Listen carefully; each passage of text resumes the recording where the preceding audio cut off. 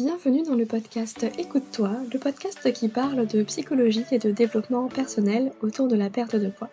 Je suis Aurélie Nussbaumer, psychologue et hypnothérapeute, fondatrice de l'académie Mincir Autrement, qui accompagne les femmes à faire la paix avec la nourriture et leur corps grâce à la psychoneuronutrition, mais également à lever les blocages psychologiques pour maigrir définitivement.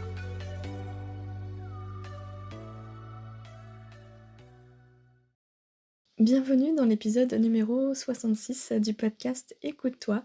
Je suis très heureuse de vous retrouver aujourd'hui pour vous partager mon process pour maigrir quand le poids est bloqué. Parce que ce que j'observe la plupart du temps chez les femmes qui n'arrivent plus à maigrir, c'est que, il y a un réel découragement. En fait, elles doutent de leur capacité à y arriver un jour, à force d'avoir essayé de faire plein de choses, des régimes, des tentatives par-ci par-là. Au bout d'un moment, c'est comme si inconsciemment elles avaient appris que, en fait, c'était pas pour elles. Il y a comme une espèce, de revirement d'un point de vue mindset, c'est que à force d'avoir essayé tellement de choses et de voir que ça fonctionne pas, on est tenté de croire que en fait le problème, c'est nous. Alors vous allez bien comprendre, je vais vous expliquer pourquoi en réalité le problème ça n'a rien à voir avec vous, mais clairement, ça a créé un découragement et c'est tout à fait compréhensible. Il peut y avoir aussi, des éléments déclencheurs dont, ces femmes-là n'ont pas forcément conscience et également des bénéfices secondaires à rester en surpoids, c'est-à-dire que leur inconscient les empêche de maigrir. Je vais détailler un peu tout ça.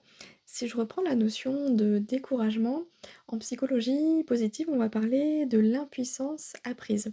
En réalité, cette impuissance apprise, c'est que à force d'avoir été, confronté à une situation à laquelle on n'a pas pu, s'en sortir, où on n'a pas la maîtrise, on n'a pas le contrôle des choses, où on se retrouve en échec, eh bien, on apprend de manière inconsciente qu'en réalité, c'est pas possible.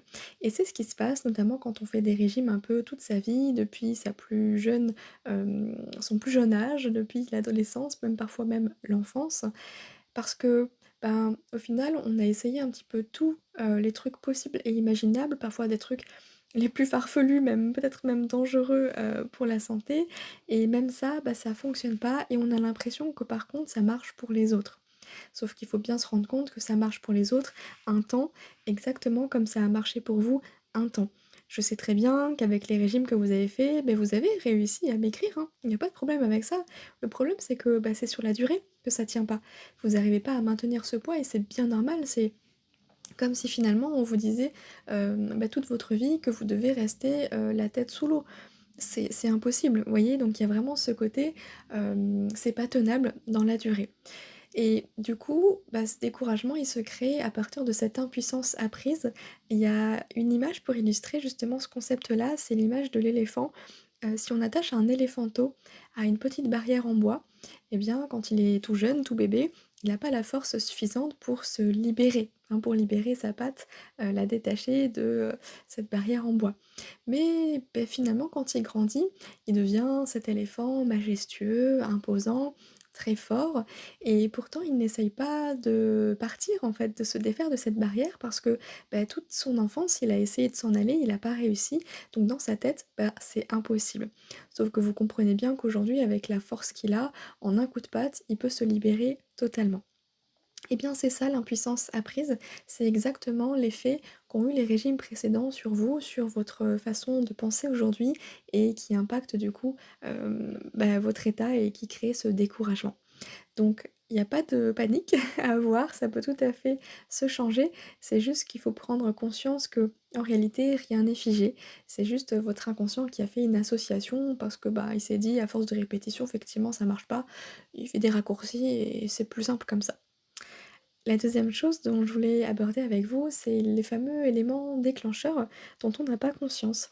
Je vais prendre un événement peut-être, anodin pour certains, mais imaginons que vous décidiez de partir, déménager un peu loin de vos proches, un peu loin de vos amis, de votre famille et c'est vraiment un déménagement qui vous tient à cœur et vous êtes très contente d'être dans cette nouvelle ville, dans ce nouvel environnement. Mais pourtant, à partir de ce moment-là, vous avez commencé à prendre du poids. Peut-être parce que, en fait, inconsciemment, l'éloignement avec les personnes qui vous sont proches, eh bien, vous manque. il y a comme un espace de vide à combler et puis ce vide et ben, vous allez le combler avec parfois de la nourriture, sans vous en rendre compte, hein, parce que c'est, quelques carrés de chocolat par-ci, c'est peut-être, un verre de vin en plus, au restaurant, ou plus de restaurants dans la semaine. Enfin, des petits détails comme ça qui accumulés finalement vont créer une sorte de lourdeur et vont faire que le poids va s'installer de plus en plus sans forcément que l'on puisse savoir pourquoi, quelle est la raison derrière et c'est vraiment des raisons qui sont bien profondes, qui n'ont rien à voir avec le poids en tant que tel, hein. Donc c'est pour ça que souvent les événements déclencheurs, bah, c'est pas toujours évident de les repérer parce qu'ils sont très, très éloignés, du poids ou de l'apparence physique, en tant que telle. Et enfin, la troisième chose, eh bien, ce sont les bénéfices secondaires à rester en surpoids. Aujourd'hui, si votre inconscient, il considère que votre surpoids a une fonction de protection, maigrir voudrait dire pour lui être en danger. Donc ce qu'il va faire, c'est que dès que vous passez un certain palier, eh bien, votre inconscient, il va un petit peu s'alarmer et puis il va tout faire pour que vous puissiez reprendre du poids. C'est pour ça que vous avez du mal à descendre en dessous d'un certain seuil, sur la balance et surtout qu'arriver à ce seuil-là, c'est un petit peu comme s'il y avait, une partie, en vous, qui vous fait, complètement vriller, complètement, envoyer balader toutes les bonnes habitudes que vous avez mis en place. C'est le fameux «c'est plus fort que moi» parce que là, il y a un réel danger, en tout cas pour votre inconscient. Votre inconscient, il considère que c'est un danger de mort, hein. C'est vraiment pour votre survie, qui vous invite, qui vous force même à garder, ce poids, supplémentaire qui vous dérange. Donc il y a vraiment un espèce de combat intérieur entre votre partie consciente qui veut maigrir et puis votre inconscient qui, bah, lui, n'a pas envie, hein, de maigrir parce que sinon ça représenterait un danger pour lui. Et le truc à comprendre et que personne ou très peu de personnes expliquent aujourd'hui, c'est que, bah, le poids, c'est pas le problème en soi. Le poids, c'est seulement la partie visible de l'iceberg. Le poids, c'est que le symptôme en fait d'un problème plus profond. Et pour vous illustrer un peu mes propos, je vais simplement prendre l'exemple de la chirurgie bariatrique. Peut-être que vous êtes dans ce cas-là, vous avez connu des personnes qui ont fait, une sleeve, un bypass, une réduction de l'estomac et cetera et qui, bah, effectivement ont bien perdu, suite à cette opération. Mais quelques années après, parfois même juste 1 an ou 2 après, et bien le poids il revient sans qu'on puisse vraiment l'expliquer et puis il y a vraiment ce côté en plus hyper culpabilisant parce que on est passé sous le bistouri quand même et puis là en fait c'est on revient à la case départ. Et ce phénomène-là, eh bien, il n'est pas rare du tout, malheureusement, hein, et ça montre bien que régler, le problème de surface, bah, ça suffit pas parce que le problème de fond, il est toujours là, ce qui fait que, bah, en fait, le problème, il va trouver un autre moyen pour revenir et remettre le poids, présent, hem, comme avant, au final. Résultat, bah, en fait, vraiment comprenez que se focaliser sur l'alimentation et le sport ou l'activité physique, c'est pas suffisant. Parce qu'en faisant ça, bah, on ne règle pas le problème de fond, justement. Pour vous présenter un petit peu les choses autrement, je vais prendre une métaphore. Imaginons que chez vous, eh bien, votre toit, il est pas super étanche, il est pas au top, faudrait le refaire parce qu'en fait, dès qu'il pleut, bah, il fuit. Donc vous avez vraiment des gouttes d'eau, qui tombent à l'intérieur, de votre appartement quand il pleut, c'est quand même un peu dérangeant, donc le réflexe que vous allez avoir, c'est de mettre des seaux d'eau, hein, pour éviter de mouiller tout le sol et puis, de faire gondoler, le parquet, par exemple. Le problème, c'est que ça marche un temps. Mais si vous faites ça tout le temps, si dès qu'il pleut, vous mettez juste des seaux d'eau et bah, après c'est bon, tout va bien, ben, on règle pas le problème de fond. On est bien d'accord, hein? Là, le problème de fond, bah, c'est justement de faire réparer le toit pour éviter, que ça fuit quand il pleut parce qu'on veut pas, d'une maison, qui ne soit pas étanche. On est bien d'accord? Eh bien, bah, pour votre poids, c'est pareil. Juste travailler sur votre alimentation ou faire un peu d'activité physique, c'est bien, hein, je dis pas le contraire. Par contre, c'est pas suffisant et on pourrait même se passer, d'une alimentation équilibrée et d'une activité physique pour maigrir parce qu'en fait, tout se joue ailleurs. En tout cas, ça, c'est mon avis. Et pour vous expliquer aussi un peu tout ça, je vais vous parler de l'alarme famine. En fait, l'alarme famine, elle se déclenche quand le corps il est en restriction, qu'elle soit d'ailleurs réelle ou cognitive, hein.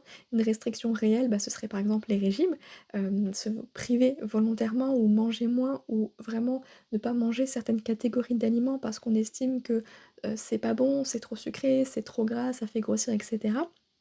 ou une restriction cognitive, on a l'impression en fait, qu'on s'interdit rien, qu'on mange de tout, mais dès qu'on va manger, je sais pas, une tarte au citron, un fondant au chocolat, bah, en fait, il y a un petit sentiment de culpabilité là, à l'intérieur de nous, qui commence à naître et puis qui nous dit: «Ah bon, c'est pas terrible quand même, va falloir que je compense sur le repas d'après ou que j'aille faire un peu plus de sport demain».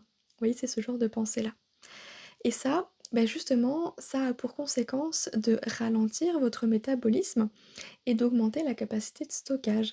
Parce que quand on réduit, bah, les quantités de nourriture, notre corps, il comprend pas ce qui se passe. Il se dit: «Mince, il y a vraiment une espèce de famine là qui arrive», hein. On revient à l'époque des hommes préhistoriques où effectivement, bah, il n'existait pas de supermarché donc la famine était réellement présente, notamment en hiver, hein. Fallait anticiper, fallait faire, des réserves pour ne pas mourir et ça, bah, on l'a gardé dans notre, héritage, en fait. Hem, donc notre cerveau, il pense encore de cette manière-là. Parce que nous, on a énormément évolué, mais notre cerveau, lui, bah, il met beaucoup, beaucoup plus de temps à se rendre compte que, bah, en fait, même en hiver, on va avoir de la nourriture. Même pendant le confinement, on a réussi à avoir de la nourriture. Donc vous voyez, il y a vraiment tout un travail de déconstruction à faire aussi de ce côté-là et c'est vraiment à prendre en compte parce que, ben, à partir du moment où on mange moins, et du coup où, on a faim, hein, et qu'on se force quand même à manger moins et ben, ça crée tout de suite un stress dans notre cerveau et puis notre cerveau, lui, il va pas chercher midi à 14h, hein. Tout ce qu'il veut, c'est vous garder en vie, donc il active l'alarme famine pour permettre, bah, du coup, au métabolisme de ralentir, histoire de garder quand même, toute l'énergie des aliments qu'apportée par les aliments et puis il va augmenter les capacités de stockage comme ça, bah, on est sûr d'avoir des bonnes réserves et puis on va pas mourir, quoi. OK? C'est pour ça que vous avez beau manger moins, bah, vous prenez quand même du poids. Et c'est vraiment ça le cercle vicieux des régimes, c'est que en fait, plus vous vous privez, plus vous allez grossir parce qu'il y a une, vraie réelle, privation ou interdiction qui se crée et puis dans notre cerveau aussi, dès qu'il y a quelque chose d'interdit, bah, ça les rend encore plus désirables. Ce qui fait que, à chaque fois qu'on va se remettre au régime, bah, la veille, qu'est-ce qu'on fait? Et ben, on va se gaver comme pas possible en se disant: «Bon, ben, voilà, j'en profite», hein, c'est le fameux «j'en profite avant de plus avoir le droit». Ah oui, effectivement. Et ce que je veux vraiment vous faire comprendre, c'est que c'est pas ce que vous mangez en fait qui fait grossir, c'est la façon dont vous le mangez. C'est pour ça que il n'existe pas d'aliment qui fait, grossir, ni d'aliment qui fait maigrir. Et on mélange souvent les 2 parce que on se dit: «Bah, pour maigrir, il faut manger équilibré». En réalité, pour maigrir, c'est pas qu'il faut manger équilibré, c'est qu'il faut manger en fonction de ses besoins. Par contre, pour être en bonne santé, oui, là, il faut manger équilibré, mais ce sont 2 choses différentes parce qu'on peut tout à fait être mince et en mauvaise santé et être en surpoids et en bonne santé. OK? Donc c'est vraiment important de distinguer les 2 parce que je sais que souvent, les 2 sont vraiment, confondus. Ce qui fait que c'est pas ce que vous mangez, qui fait grossir, mais c'est la façon dont vous le mangez. Ça veut dire que même sans vous en rendre compte, bah, en fait, vos pensées, vos émotions et puis même vos expériences passées, hein, vont influencer votre comportement alimentaire.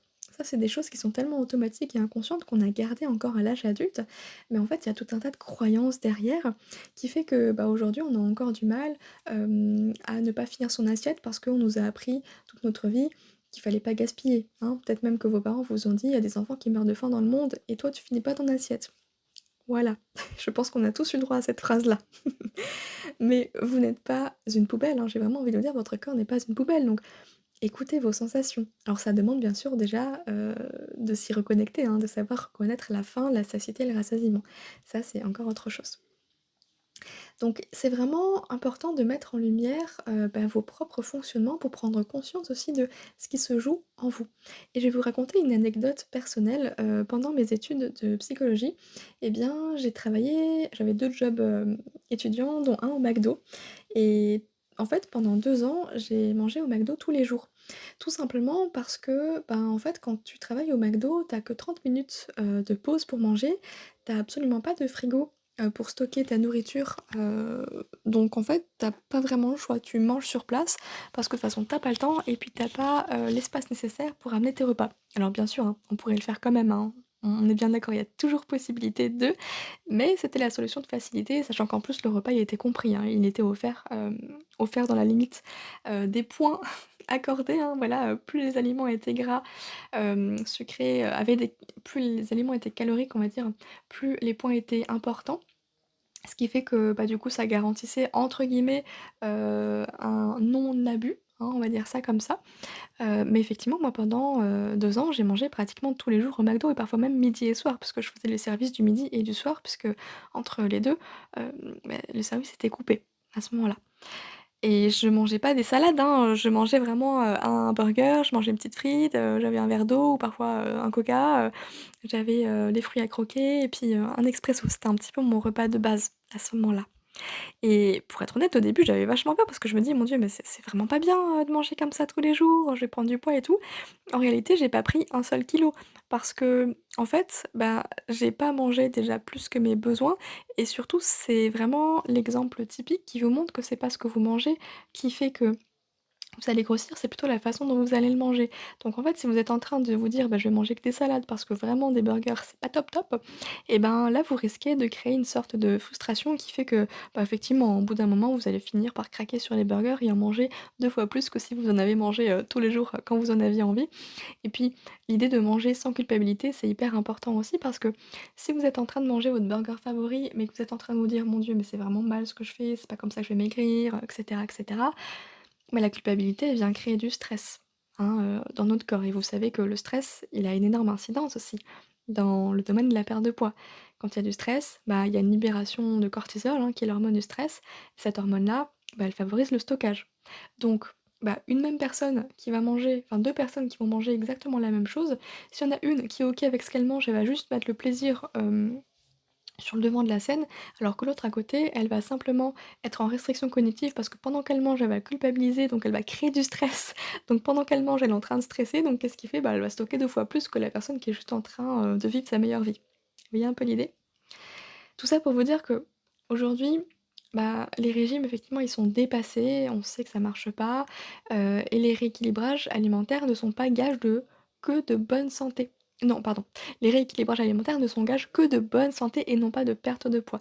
Parce que vous pouvez tout à fait manger équilibré et ne pas maigrir parce que, bah, je suis désolée, mais avoir, féculents, légumes, protéines, laitage et fruits à chaque repas, bah, ça fait beaucoup, surtout si vous n'avez pas très faim. Donc qu'est-ce qui va se passer? Vous n'avez pas trop faim, bah, vous allez vous forcer à avoir absolument toutes les catégories d'aliments sur votre repas, donc bah, vous allez dépasser votre, sensation de faim. Donc vous allez manger plus que ce que votre corps a besoin et c'est là que vous allez prendre du poids, même si c'est, des carottes ou une pomme que vous mangez en plus. OK? Donc vraiment, je vous invite à ne pas confondre la perte de poids et la santé, ce sont 2 choses différentes. Donc vous interdire certains aliments, bah, ça vous fera pas maigrir, ça va juste créer de la frustration et des craquages, hein, comme je vous l'ai dit. Bon, alors un épisode de podcast ne suffirait pas pour vous expliquer comment maigrir naturellement et définitivement parce que honnêtement, j'ai passé 5 ans à étudier, à explorer, à expérimenter et à me former, hein, sur la question de la perte de poids pour aboutir à une méthode. Une méthode dont aujourd'hui personne ne parle, ni ne connaît, hein, d'ailleurs, et je vais vous en toucher 2 mots parce que c'est vraiment la méthode qui me tient à cœur. J'aimerais un jour, dans un jour peut-être, lointain, proche, je ne sais pas, pouvoir former d'autres professionnels à cette méthode-là, parce que j'ai pas envie de la garder que pour moi, c'est hyper précieux de pouvoir partager tout ça, pour aider davantage de monde à sortir des régimes et faire autrement en fait, à se respecter. Ma méthode, elle se divise en 3 étapes. Très clairement, c'est inconscient, préconscient, conscient. En fait, il y a vraiment 3 phases dans cette méthode-là. La première phase, c'est la phase où on va explorer la partie inconscient. C'est là où j'enfile ma casquette, bah, de psychologue justement, où ensemble on va aller creuser dans votre histoire. Qu'est-ce qui s'est passé? À quel moment? Est-ce qu'il y a eu des événements déclencheurs qui ont déclenché une prise de poids et cetera? On va aussi aller creuser sur, bah, l'éducation, les croyances limitantes, votre passé, vos expériences, l'histoire que vous vous racontez aussi à propos de tout ça. C'est hyper important, bah, de mettre ça en lumière parce qu'on ne change pas ce dont on n'a pas conscience. Donc, ben, évidemment, la première phase, c'est d'aller chercher dans son histoire, d'aller creuser du côté de l'inconscient. La deuxième phase, c'est, la phase du préconscient. C'est un peu cette phase entre l'inconscient et entre le conscient. Alors oui, j'ai repris le concept de Freud, hein, pour ceux qui connaissent, vous allez vous souvenir. Dans la partie préconsciente, moi, j'enfile ma casquette de thérapeute. Thérapeute parce que là, on va aller travailler sur les blessures du passé, on va aller travailler sur les blocages inconscients. On fait vraiment ce travail de guérison, des blessures, des traumas et pour ça, beh, effectivement, il y a des outils hyper, importants auxquels il faut être formé. On peut pas faire n'importe quoi. Je vous en parlerai un peu plus tard. Moi, j'utilise 2 outils qui sont l'hypnose et le rythmo et c'est important de pouvoir travailler là-dessus parce que notamment, c'est important de défaire, vous voyez, l'impuissance apprise, dont je parlais au début de cet épisode. Donc à ce moment-là, on va travailler sur cet inconscient qui a fait des associations erronées pour remettre un peu les choses en place et repartir sur de bonnes bases. Et puis ensuite, il y a la partie consciente, c'est la troisième et dernière étape, de ma méthode. Dans la partie consciente et ben, ça y est, on a balayé un petit peu, le passé, le présent, maintenant on s'occupe de l'avenir. C'est que le regard, il est tourné vers l'avant, donc là j'enfile ma casquette de coach et je vous apprends vraiment à être bienveillante, avec, vous-même. On travaille sur l'autocompassion, mais on travaille aussi essentiellement sur le mindset avec un outil, l'outil qui est pour moi le plus puissant pour réussir à reprogrammer son cerveau pour maigrir, mais j'ai envie de dire pour reprogrammer toute sa vie entière en fait. Parce que nos pensées ont vraiment un impact énorme sur, nos comportements et ça, on s'en rend absolument pas compte. Donc cette partie consciente nous permet de prendre vraiment nos responsabilités, de choisir quelle femme on a envie d'être et de déterminer un peu le plan d'action qui va nous permettre d'aller vers cet objectif-là. Et tout ça, si ça vous parle, si vous avez envie, bah, d'expérimenter tout ça, moi je vous accueille justement dans l'académie Mincir autrement pour vous faire expérimenter ce processus. Parce qu'il n'y a que en passant à l'action qu'on peut obtenir des résultats. Moi je vous promets zéro privation, 100 introspection pour une transformation en profondeur. Et c'est vraiment, pour les femmes qui sont introverties, plutôt autonomes et indépendantes et surtout qui veulent reprendre la responsabilité de leur vie et arrêter de se raconter des histoires pourries.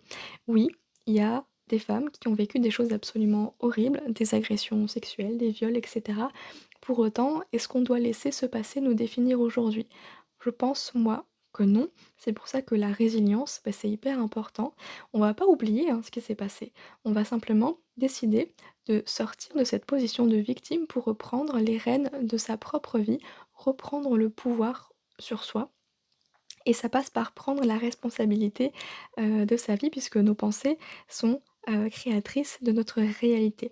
Donc je sais que l'académie n'est pas pour tout le monde, hein, parce qu'il y a des personnes qui ont du mal, bah, justement à sortir de cette position de victime et je dis ça en toute bienveillance, hein, parce que là, c'est peut-être plus un accompagnement avec uniquement un psychologue qui pourra vous aider à travailler, hein, sur ce passé. Mais moi, mon but, c'est que vous restez pas bloqué dans le passé. On va dans le passé pour apporter des compréhensions et mettre en lumière. Mais ensuite, si on fait ça, c'est pour travailler tout de suite dessus. Vous voyez, c'est pas pour remuer le couteau dans la plaie, c'est plutôt pour sortir, les gros machins, travailler dessus histoire d'apaiser tout ça et puis ensuite, ça y est, c'est passé, on regarde vers l'avenir, hein, on se laisse plus guider par notre passé, on est vraiment tourné vers ce qui nous fait envie, vers ses objectifs de vie. Alors là, bien sûr, on est dans la perte de poids, mais ça va bien plus loin que ça parce que l'Académie Mincir Autrement, c'est pour moi un véritable travail de développement personnel et c'est vraiment destiné aux femmes introverties parce que je sais que ces femmes-là ont cette capacité, ont cette envie à aller regarder à l'intérieur d'elles-mêmes. Elles ont pas peur d'être seules face à elles-mêmes. Elles adorent même, faire ces exercices de développement personnel, d'aller découvrir, qui elles sont, leur propre fonctionnement et c'est pour ça que c'est ces personnes-là que j'ai décidé d'aider et pour cette session-là, eh bien, sachez qu'il n'y a seulement que 4 places disponibles pour un accompagnement personnalisé avec notamment une séance individuelle avec moi, ça c'est nouveau, pour travailler justement sur vos blocages psychologiques, inconscients, comme vous ne l'avez jamais fait auparavant. Je vous parlais tout à l'heure de mes outils de prédilection. Alors il y a l'hypnose. L'hypnose, je pense que vous savez tous un petit peu ce que c'est. L'hypnose, ça vous permet justement d'ancrer en profondeur tous les changements que vous avez pu faire à travers les exercices que je vous propose pour travailler sur la partie, consciente et puis après on l'ancre, d'une façon inconsciente pour que ça devienne une habitude en fait, hein, tout simplement, que ça devienne naturel. Et le rythmo, peut-être que vous êtes plus familière avec le mot EMDR. En fait, le rythmo, c'est un outil qui mélange l'hypnose et l'EMDR. Rythmo, ça veut dire retraitement de l'information traumatique par les mouvements oculaires. Ça permet réellement de traiter les traumas. Alors quand je dis les traumas, on pense tout de suite à des choses graves comme effectivement, un deuil, une agression des choses comme ça. Mais un trauma, c'est pas nécessairement quelque chose de grave, de lourd, c'est aussi, des petites choses en tout cas qui d'apparence semblent anodines et qui pourtant sont énormément lourdes à porter, dévastatrices, comme une amie, une camarade de classe qui à la maternelle pardon, vous a, dit: «Bah non, moi j'ai pas envie de jouer avec toi, tu grosse», par exemple. Bah, ça peut créer, raviver cette blessure de rejet qui est en vous et qui vous guide toute votre vie de manière inconsciente. Donc l'idée, c'est justement de travailler dessus pour mettre ça en lumière, mettre ça en conscience et ne plus vous laisser guider par cette blessure de rejet, mais plutôt la voir en face et puis reprendre les rênes de votre vie. Parce que quand on ne travaille pas sur soi, quand on ne sait pas qui on est finalement, comment on fonctionne, bah, en réalité, on subit sa propre vie parce que, bah, justement, on est en train de subir le fameux «c'est plus fort que moi». On fait des choses, on ne sait pas pourquoi, on ne sait pas l'expliquer.